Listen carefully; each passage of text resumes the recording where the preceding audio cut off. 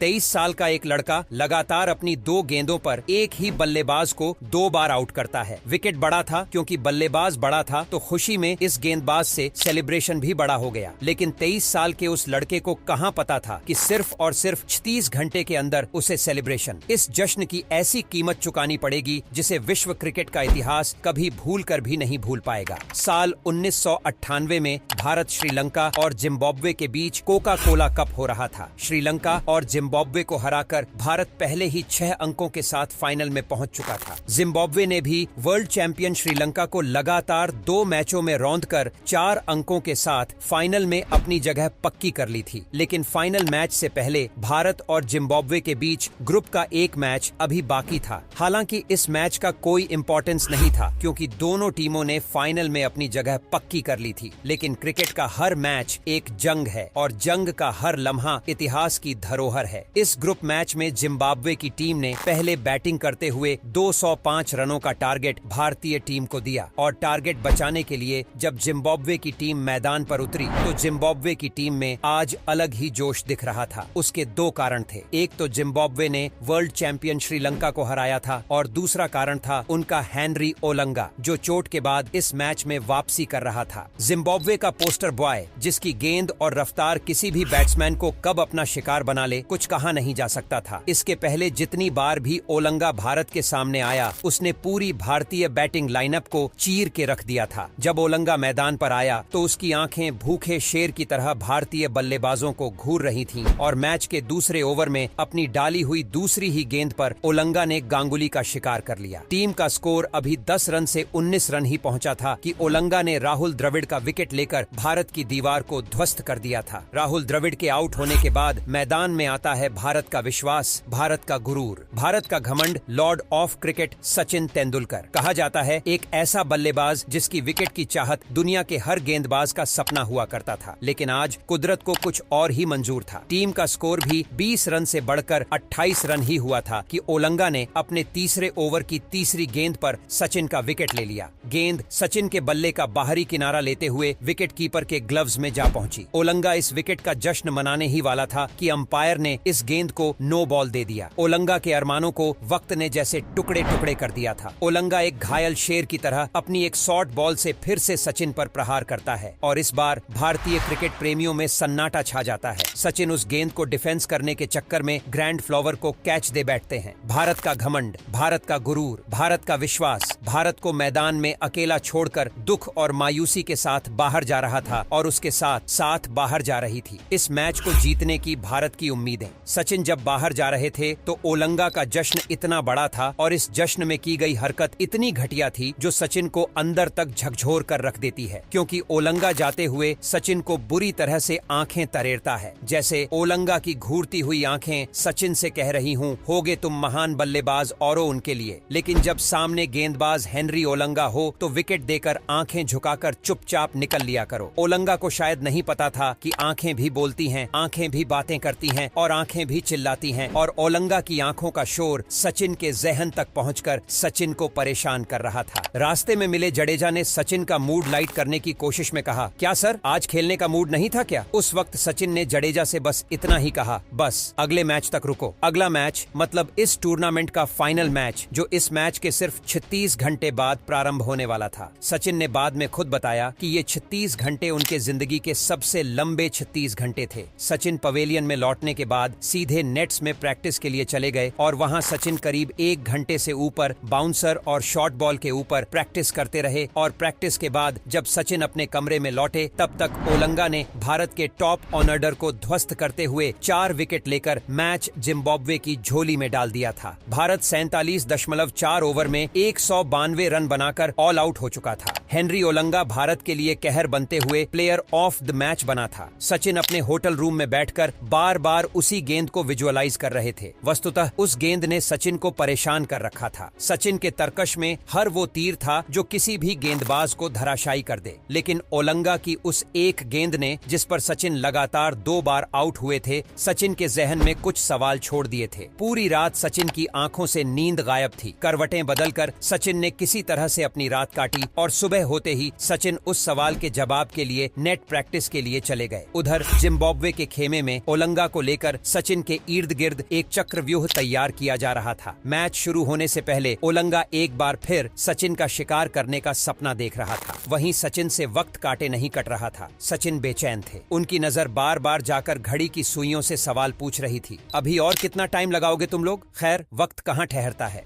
30 घंटे बीत चुके थे। मैच प्रारंभ हुआ और जिम्बाब्वे ने 50 ओवर में 9 विकेट खोकर 196 रन बनाया। हालांकि यह स्कोर बड़ा तो नहीं था, लेकिन जिम्बाब्वे की टीम अपने हेनरी ओलंगा नाम के ब्रह्मास्त्र के दम पर कोका कोला कप का फाइनल मैच जीतने का दम भर रही थी। जिम्बाब्वे का मानना था कि हेनरी ओलंगा की आग उगलती गेंदों का भारत के पास कोई विकल्प नहीं है। सचिन का इंतजार खत्म होता है। सचिन और गांगुली भारत की पारी की शुरुआत करते हैं और फिर उस दिन दुनिया ने पहली बार सचिन का गुस्सा देखा। सचिन की बॉडी लैंग्वेज, सचिन का एग्रेसिवनेस देखकर जिम्बाब्वे के प्लेयर्स रहम की भीख मांग रहे थे। ओलंगा जैसे ही गेंद लेकर आता, सचिन उस पर बाज की तरह टूट पड़ते। शॉट के बाद शॉट, शॉट के बाद शॉट, मानो सचिन हर बॉल को स्टेडियम के बाहर मारने के मूड में थे। उस दिन सचिन ने ओलंगा के साथ जो कुछ भी किया वह ओलंगा के लिए किसी मौत से कम नहीं था। ओलंगा की ऐसी धुनाई देखकर लग रहा था कि मानो सचिन कोई क्रिकेट का मैच खेलने नहीं बल्कि जंग लड़ने के लिए उतरे हों।